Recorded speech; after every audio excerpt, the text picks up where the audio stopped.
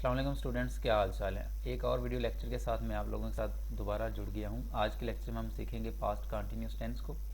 तो चलिए अपना लेक्चर शुरू करते हैं। सबसे पहले जी मैं बात कर लेता हूं कि पास्ट कंटिन्यूस की अगर पहचान की बात की जाए तो जैसा कि आपको पता है कि कंटिन्यूस का कोई भी टेंस हो उसमें लफ्ज़ रहा, रही, रहे आता है और पास्ट होगा तो साथ था लगा होगा। ठीक है, तो ये थी इसकी उर्दू फ़िक्रे की पहचान। अब अगर इसकी प्रॉपर्टीज़ की मैं बात करूं तो इसमें हमारे पास हेल्पिंग वर्ब्स होते हैं वाज और वर।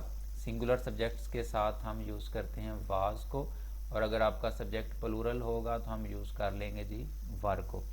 वर्ब की फॉर्म की अगर बात करूं तो मेन वर्ब इसमें जो होती है वो प्रेजेंट पार्टिसिपल हम यूज़ करते हैं। प्रेजेंट पार्टिसिपल आपको पता है कि उसमें हम क्या करते हैं जी, वर्ब की जो बेस फॉर्म होती है वर्ब की यानी पहली फॉर्म के साथ हम ऐड कर देते हैं ING, तो इसको हम प्रेजेंट पार्टिसिपल या वर्ब की फोर्थ फॉर्म कहते हैं। ठीक है, ये तो था इसका कि इसमें हेल्पिंग वर्ब्स कौन से आने हैं और मेन वर्ब कौन से आने हैं, आपको ये चीज़ें पहले से पता है।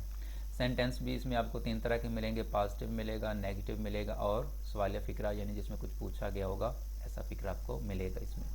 अब इसमें आपने याद ये रखना है कि ये जो आपका पॉजिटिव सेंटेंस होगा इसमें सेंटेंस स्ट्रक्चर जस्ट जैसा कि पिछले टेंसेस में हमने पढ़ा था कि सब्जेक्ट लिखेंगे, फिर हेल्पिंग वर्ब, फिर मेन वर्ब। और नेगेटिव में आप हेल्पिंग वर्ब्स और मेन वर्ब्स के दरमियान में लफ्ज़ नॉट को इस्तेमाल करते हो। ठीक है, और अगर इंटेरोगेटिव सेंटेंस होगा तो हेल्पिंग वर्ब शुरू में लिखेंगे और उसके बाद सब्जेक्ट, फिर वर्ब की फॉर्म लगा देंगे और आखिर पे सवालिया निशान, तो आपका सवालिया फ़िक्रा बन जाता है। ठीक है, ये हो गया इसका तारुफ। अब सेंटेंस आपके सामने पॉजिटिव सेंटेंस की एक एग्जांपल लिखी है कि हमारे पास क्या है जी, शी एक सब्जेक्ट है जिसने कोई काम किया है और शी ने क्या काम किया, उसने कुकिंग की है, कोई चीज़ पकाई है, बनाई है। ठीक है, तो शी के साथ शी चूँकि सिंगुलर सब्जेक्ट है तो उसके साथ वाज ही हमने लगाना था, वार होता तो गलत हो जाता। और वाज हेल्पिंग वर्ब जब आप यूज़ कर लें तो उसके फ़ौरन बाद आपने वर्ब की फोर्थ फॉर्म इस्तेमाल करनी होती है। तो मैंने कुक के साथ ING का इजाफा करके उसको फोर्थ फॉर्म के तौर पर इस्तेमाल कर लिया। ऑल मॉर्निंग साथ इसमें हम टाइम इस्तेमाल कर सकते हैं कि माजी में इस वक्त ये काम मुसलसल चल रहा था, हो रहा था, तो ऐसी सिचुएशन में आप साथ टाइम भी इस्तेमाल कर सकते हैं, लेकिन याद रखिएगा कि सिंस वगैरह इसमें इस्तेमाल नहीं होगा। ठीक है, इसके बाद नेगेटिव सेंटेंस में आपको पता है कि आपने वैसे ही बस सारा स्ट्रक्चर रखना है, दरमियान में नॉट यूज़ कर लेना है। और हाँ, इसमें एक चीज़ ये भी याद रखने वाली है कि जो पास्ट कंटिन्यूस टेंस होता है इसमें हम बाज़ दफ़ा एक साथ दो कामों का जिक्र करते हैं कि माजी में ये काम जब हो रहा था तो उस वक्त ये काम भी हुआ। ठीक है, मतलब मैं अगर कहता हूँ कि जब मैं पढ़ा रहा था तो बिजली चली गई। ठीक है, तो ये दो काम हुए हैं जो कि माजी में एक साथ हुए।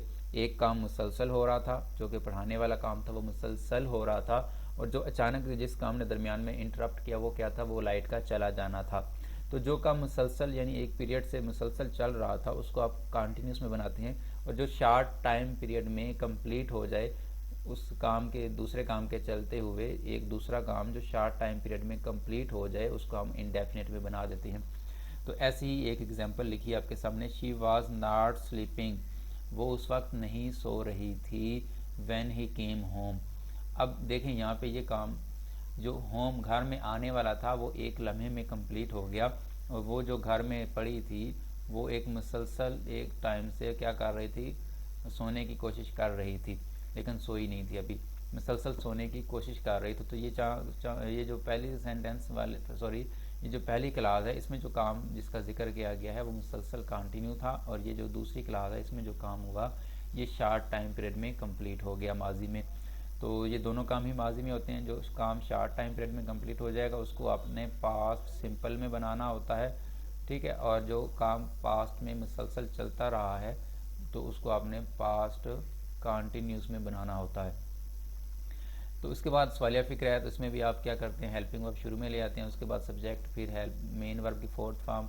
इसमें भी चूँकि दो कामों का उसने जिक्र किया है कि क्या जब मैं घर आया वो सो रही थी। ठीक है, क्या जब मैं घर आया तो वो सो रही थी, तो घर आने वाली जो कंडीशन है वो एक टाइम पीरियड में माजी में शार्ट टाइम पीरियड में कंप्लीट हो गई, और ये जो सोने का प्रोसेस था वो मुसलसल चल रहा था, तो इसलिए आपने इसको कंटिन्यू में रखना होता है, और दूसरे जो शार्ट टाइम पीरियड में कंप्लीट हो जाए उसको आपने इंडेफिनेट में बनाना होता है। एक दूसरा हिंट आप इसको इस तरह से याद रख सकते हैं कि जो व्हेन होता है इसके बाद अमूमन हम पास्ट सिंपल ही यूज़ करते हैं।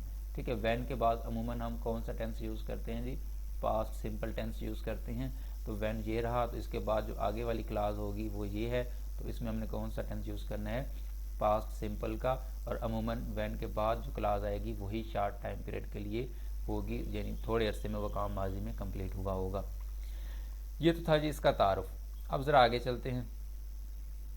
यहाँ पे हम क्या करेंगे कि पहले इसकी MCQs हल कर लेते हैं, कि जो पेपर में आपकी MCQs आती हैं वो इसको हम पहले देख लेते हैं, ठीक है।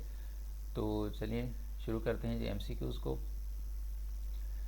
हमारे पास सबसे पहले आपके सामने आपकी स्क्रीन पर एक MCQ है कि when I found my friends they खल जगह गेम, ठीक है। आपका ये जो सेंटेंस है इसमें आप देखेंगे दो कामों का जिक्र किया गया है जो कि दोनों माजी से ताल्लुक़ रखते हैं।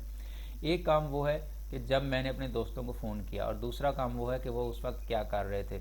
अब आप देखें कि व्हेन है, व्हेन के बाद मैंने आपको बताया था कि व्हेन के बाद जो फ़ौरन क्लास आएगी वो किस में होगी, वो पास्ट इंडेफिनिट में अमूमन होती है। तो ये देखें व्हेन के फ़ौरन बाद क्लास जो है व्हेन आई फाउंड, तो वर्ब की दूसरी फॉर्म है जो कि पास्ट इंडेफिनिट में यूज़ होता है, तो बिल्कुल ठीक है। अब जो दूसरी क्लास होगी वो कंटिन्यूस में होगी, क्योंकि वो मुसलसल माजी में काम चल रहा होगा। यहाँ पे याद ये रखें कि ये सिर्फ एक ट्रिक है कि व्हेन के फ़ौरन बाद इंडेफिनिट होगा और दूसरी क्लास कंटिन्यूस होगी। बाज़ दफ़ा ऐसा नहीं भी होता, व्हेन के बाद भी कंटिन्यूस आ जाता है, लेकिन बहुत कम ऐसा होता है। तो इसलिए आपको ये कंसेप्ट भी साथ साथ ज़हन में रखना है कि जो टाइम आपका है उसमें जो काम मुसलसल हो रहा होगा माजी में वो कंटिन्यूस में, और जो उस काम के होते हुए एक काम दरमियान में इंटरप्ट करेगा, ठीक है, उस काम के चलते हुए जो दरमियान में एक और काम हो जाए और थोड़े पीरियड में मुकम्मल हो जाए वो काम, तो उसको आपने इंडेफिनिट में बनाना होता है, ठीक है। तो ये चूँकि जब उसके दोस्त गेम खेल रहे थे तो उसने कॉल कर दिया। अब ये जो गेम खेलने वाला काम है ये मुसलसल माजी में हो रहा था, तो उस दौरान ये कॉल कर दी गई, तो ये पास्ट इंडेफिनिट में बन रखा है। तो आपने इस दूसरी क्लास को पास्ट कंटिन्यूस में बनाना है, तो दे लगा रखा है, तो आपको पता है कि दे के साथ हम कौन सा हेल्पिंग वर्ब यूज़ करेंगे जी, वर्ब को। और वर्ब के बाद कौन सी फॉर्म आएगी, वर्ब के बाद चौथी फॉर्म, तो प्ले की चौथी फॉर्म क्या होती है, प्लेइंग। तो फिक्र आपका हो जाएगा दे वर प्लेइंग गेम, तो सेंटेंस ठीक हो जाएगा। दूसरा सेंटेंस है हमारे पास yesterday at 6 I prepare dinner. देखें इन MCQs के ज़रिए से मैं आपके बहुत सारे कंसेप्ट क्लियर करूंगा, तो आपने ये सारी MCQs मेरे साथ सॉल्व करने की कोशिश करनी है। अब यहाँ पे एस्टरडे लफ्ज़ लगा रखा है, हो सकता है एस्टरडे को देखकर बहुत सारे स्टूडेंट्स कहें कि ये तो पास्ट इंडेफिनिट में बनना है। बिल्कुल आप सही कह रहे हैं कि एस्टरडे जब हम अपने सेंटेंस में कहीं यूज़ करते हैं तो उसको हम पास्ट इंडेफिनिट में बनाते हैं, लेकिन यहाँ पे ये पास्ट इंडेफिनिट में नहीं बनेगा, ये पास्ट कंटिन्यूस में बनेगा। अब उसकी रीज़न ये है कि यहाँ पे आपके पास क्या है कि आपके पास दो टाइम दिए हुए हैं। हमारे पास दो तरह का टाइम होता है, एक होता है जिसको हम कैलेंडर टाइम कहते हैं, ठीक है, कैलेंडर टाइम, और दूसरा जो टाइम होता है उसको हम क्या कहते हैं जी, वॉच टाइम कहते हैं। अब ये जो आपके सेंटेंस में अगर तो अकेले अकेले आए हैं, यानी कहीं पर अगर कैलेंडर टाइम आया है तो आप क्या यूज़ करोगे, आप पास्ट इंडेफिनिट यूज़ कर देंगे। और अगर वॉच टाइम सिर्फ आया है कि आपके सेंटेंस में तो भी आप पास्ट इंडेफिनिट यूज़ करते हैं।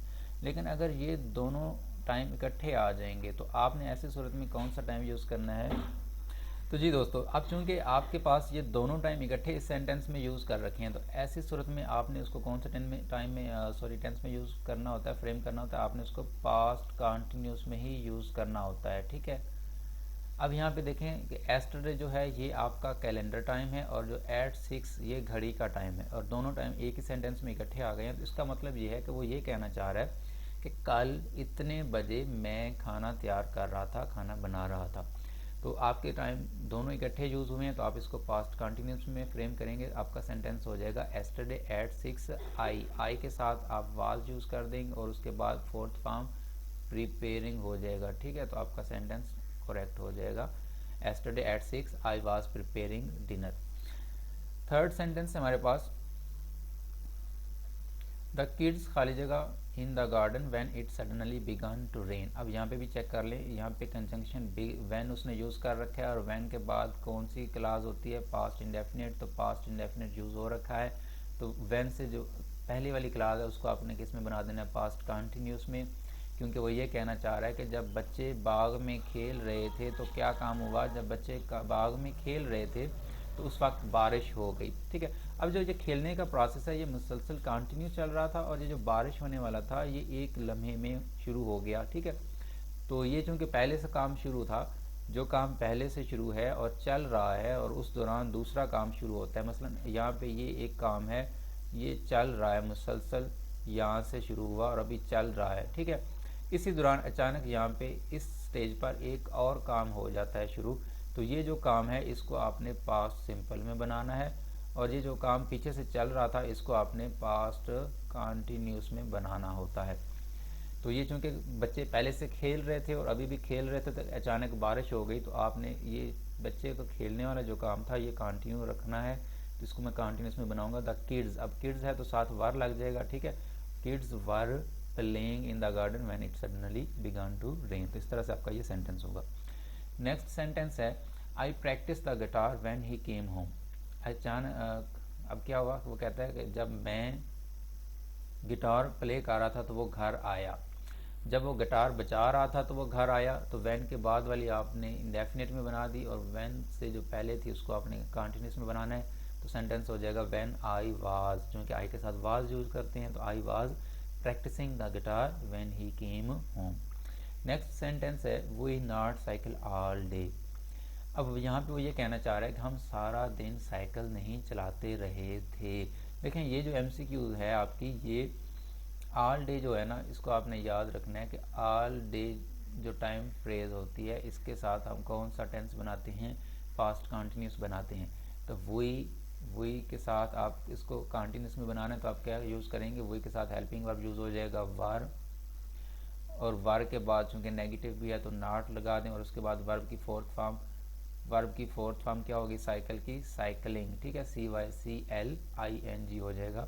तो we were not cycling all day, तो आपका सेंटेंस बन जाएगा। इसके बाद है G while Aaron work in his room his friends swim in the pool. अब यहाँ पे वो ये कह रहा है कि जब ये बंदा अपने कमरे में काम कर रहा था तो उसके जो दोस्त थे वो क्या कर रहे थे, पूल में स्विम कर रहे थे। अब यहाँ पे आपने याद रखना है कि ये जो वाइल का कंजंक्शन होता है ना, वाइल क्या करता है, वाइल अपने दोनों तरफ ही कंटिन्यूस लेता है, इस तरफ भी कंटिन्यूस आएगा और इस तरफ भी कंटिन्यूस आएगा। और जो व्हेन होता है, व्हेन अमूमन अपने बाद इंडेफिनेट ले लेता है और अपने से पहले कंटिन्यूस लेता है, ठीक है।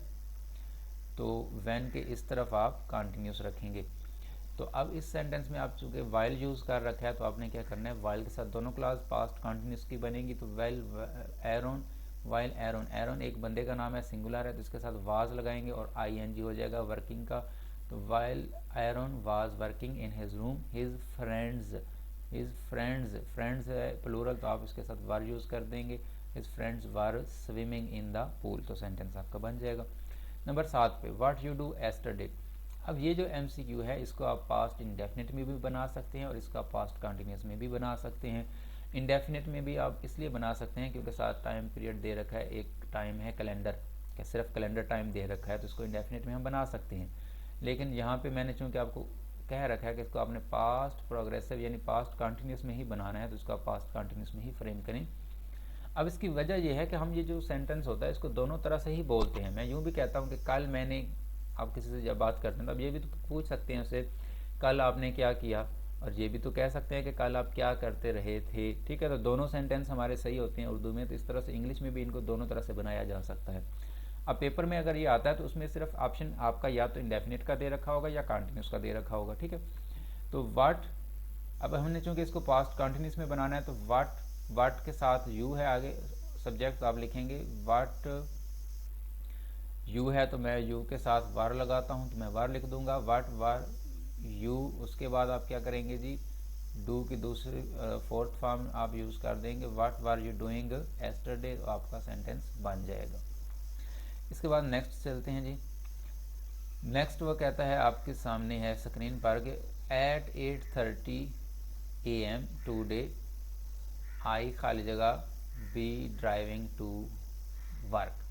अब इसमें क्या है, अगेन आप देख रहे हैं कि एक कैलेंडर टाइम है, एक वॉच टाइम है, तो आप इसको कंटिन्यूस में बनाएंगे।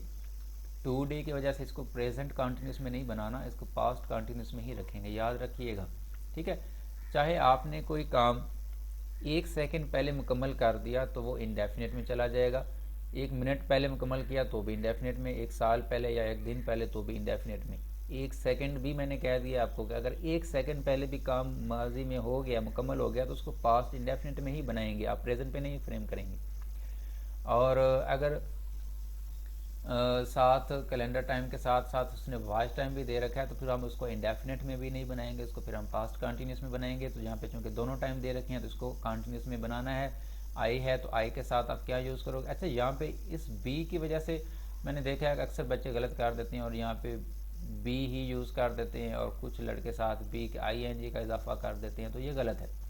याद रखिएगा कि ये जो बी है ना, बी से मुराद है कि आपके पास जो ऑप्शन है उसमें इज़ है, उसमें एम है, उसमें आर है, उसमें आपके पास वाज भी है, उसमें आपके पास वर भी है, उसमें आपके पास बीन भी है।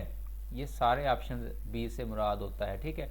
तो यहाँ पे आप चेक कर लें कि कौन सा टेंस बनना है, पास्ट कंटिन्यूस। पास्ट कंटिन्यूस क्यों बनेगा, क्योंकि माजी में वो कह रहा है कि इतने बजे इस दिन मैं ये काम कर रहा था, तो पास्ट कंटिन्यूस तो बनेगा।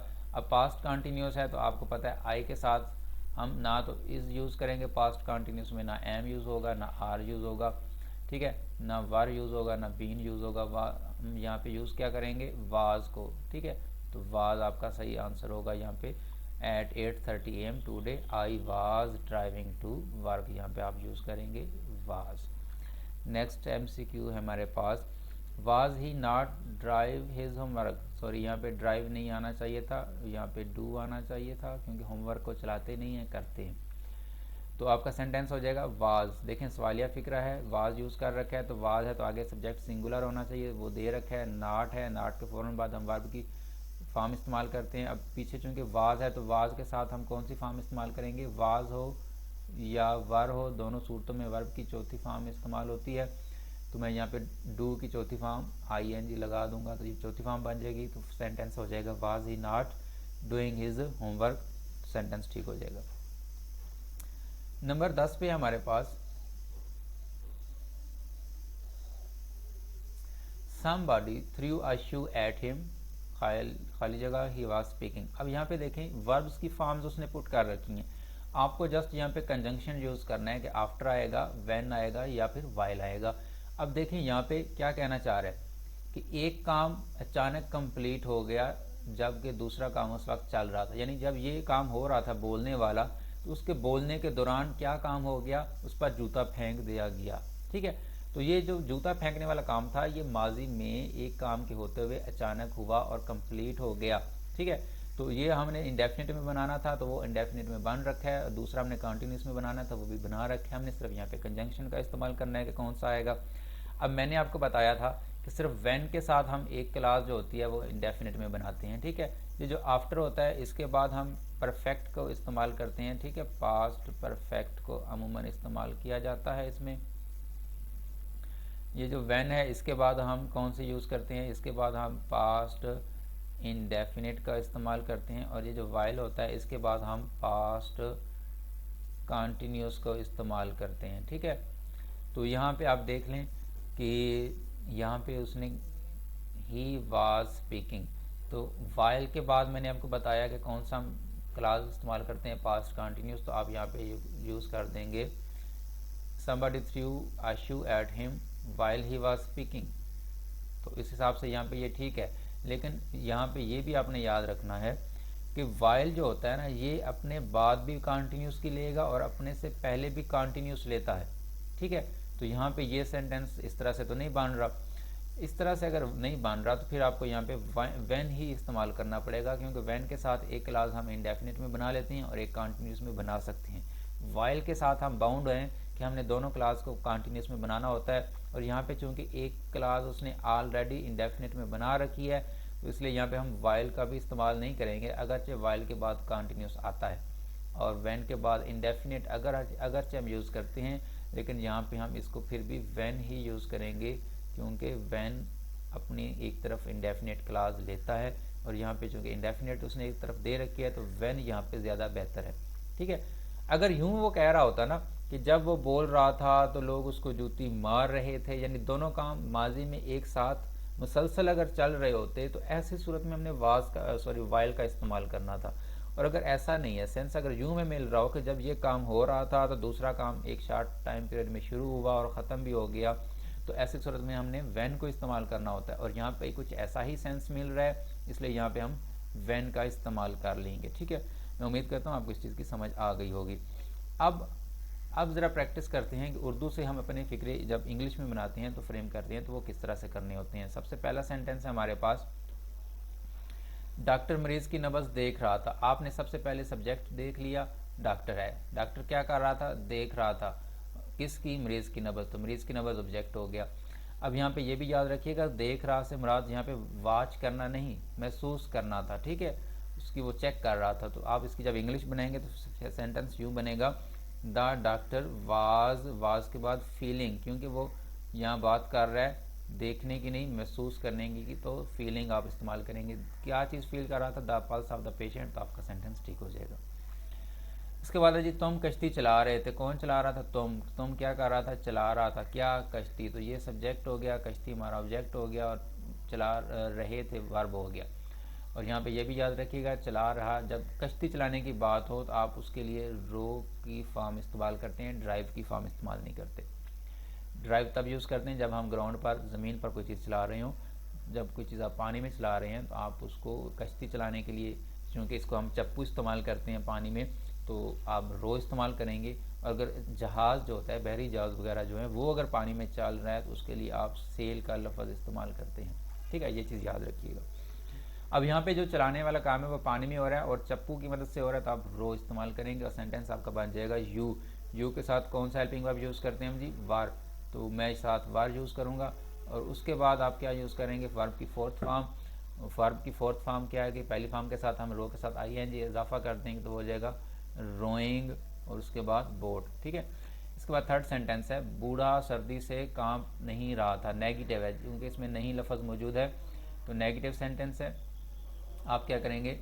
बूढ़ा सब्जेक्ट है यहाँ पे, और कोई ख़ास किसी एक आदमी की बात हो रही है, किसी एक ख़ास बूढ़े आदमी की बात हो रही है जो सर्दी से कांप नहीं रहा था, स्पेसिफिक बूढ़े की बात हो रही है, तो आप इसके साथ दी भी इस्तेमाल करेंगे। सेंटेंस हो जाएगा दी ओल्ड मैन। ठीक है, उसके बाद वाज यूज़ करेंगे क्योंकि सिंगुलर वाज के लिए आता है। उसके बाद नॉट और शिवर कांपने की इंग्लिश होती है, उसका आप ING यूज़ कर देंगे विद कोल्ड, तो आपका सेंटेंस बन जाएगा। क्या भिखारी लंगड़ा रहा था? ठीक है, अब इस सेंटेंस में आपने क्या चेक कर लेना है कि फ़िक्रा आपका अगेन क्या है, आपका फ़िक्रा दोबारा से ये सवालिया फ़िक्रा बन रहा है। ठीक, तो ये भी हमारा सवालिया फ़िक्र है। तो आप इसमें भी क्या करेंगे जी? इसमें भी आप सबसे पहले चेक कर लेंगे सब्जेक्ट कौन है? भिखारी। भिखारी क्या है? सिंगुलर है, तो आप इसके साथ वाज का इस्तेमाल करेंगे। तो वाज फ़िक्रे के शुरू में आएगा। ठीक है, सेंटेंस हो जाएगा वाज द बैगर, उसके बाद लिम्पिंग। लिम्पिंग मीन्स लंगड़ाना। ठीक है, लंगड़ा कर चलना। तो आपका सेंटेंस इस तरह से बन जाएगा। इसके बाद आया जी, बस पर पत्थर कौन फेंक रहा था? तो इसमें देखें कि ऐसा कौन सा लफ्ज़ है जो इस फ़िक्रे का सवालिया बना रहा है। वो लफ्ज़ है जी कौन। अगर मैं सेंटेंस में से बस ये लफ्ज़ रिमूव कर दूं, कौन वाला, तो हमारा जो सेंटेंस है वो क्या हो जाएगा? सादा हो जाएगा। ठीक है, बस पर पत्थर फेंक रहा था, सिर्फ कौन हटाने से फ़िक्रा सादा हो गया, बस पर पत्थर फेंक रहा था। कौन लगा दूंगा तो फ़िक्रा आपका सवालिया हो जाएगा।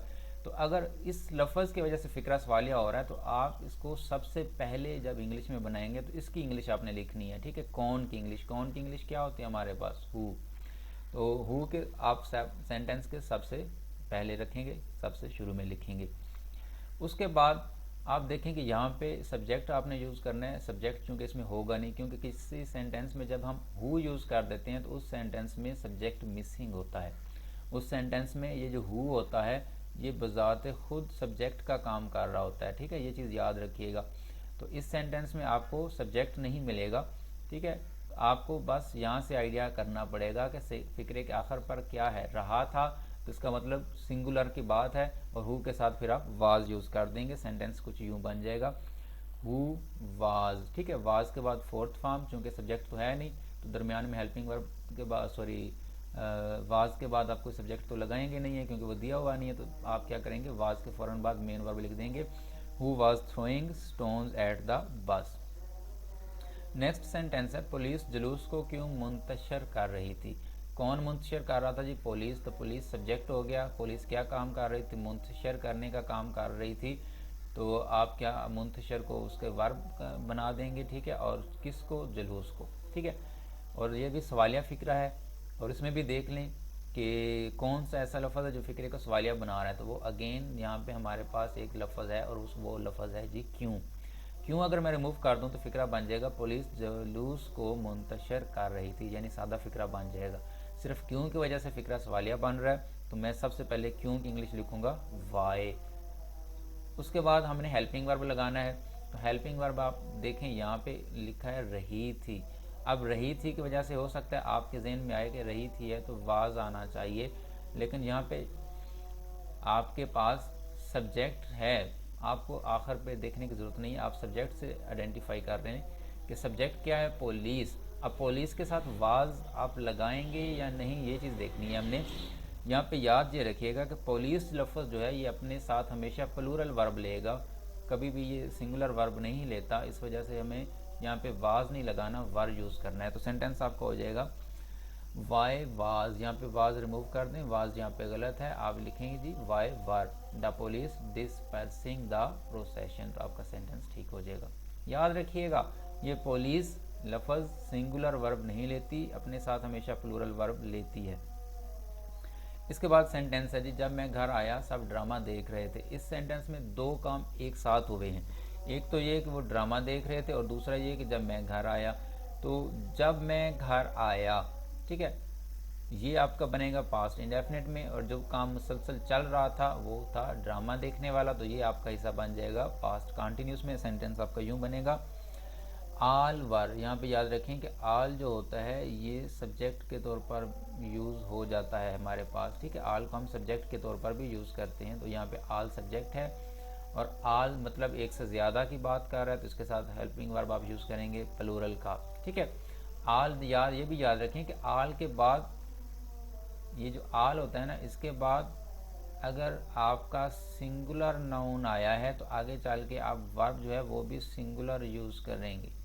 लेकिन अगर आल के बाद आपका जो नाउन है, नाउन आपका प्लूरल हो, ठीक है, अगर नाउन आपका प्लूरल हो तो वर्ब भी आप फिर प्लूरल इस्तेमाल करते हैं। ये चीज़ आपने याद रखनी है। अब यहाँ पे ड्रामा कौन देख रहा था? ज़ाहिर है घर के फ़र्द थे, और वो काउंटेबल हैं और एक से ज़्यादा की तादाद में हैं, ठीक है। तो आप वार यूज़ करेंगे इसके साथ, ठीक है। और अगर यहाँ पे याद रखिएगा कि सिंगुलर तब होगा जब वो आपका नाउन अनकाउंटेबल होगा। अगर नाउन काउंटेबल है वो आल के साथ जब भी आएगा तो वो सिंगुलर नहीं होगा, वो हमेशा प्लूरल ही रहेगा। और यहाँ पे चूँकि फ़र्द थे तो वो काउंटेबल हैं, तो वो हमेशा अपने साथ प्लूरल ही कंसिडर किए जाएंगे, तो वर ही लगेगा, ठीक है। अगर होता आल द वाटर, मसलन एक सेंटेंस होता all the water is lost, सारा वाटर जो था ज़ाया हो गया। अब यहाँ पे याद रखें कि आल कौन से नाउन के लिए आया है? वाटर के लिए, और वाटर यहाँ पे सिंगुलर भी है और अनकाउंटेबल भी है। तो अनकाउंटेबल है तो इसका मतलब हमें वर्ब की कौन सी फॉर्म इस्तेमाल करनी है? सिंगुलर, तो इज़ लगा रखा है। लेकिन अगर यहाँ पे वाटर की जगह पे होता बॉय, तो पहली बात तो ये है कि आल के बाद बॉय काउंटेबल है, तो ये सिंगुलर हो नहीं सकता, इसको हमने प्लूरल करना था, और आगे वर्ब भी प्लूरल हो जानी थी, all the boys are lost हो जाना था सेंटेंस। उम्मीद है आपको इस चीज़ की समझ आ गई होगी।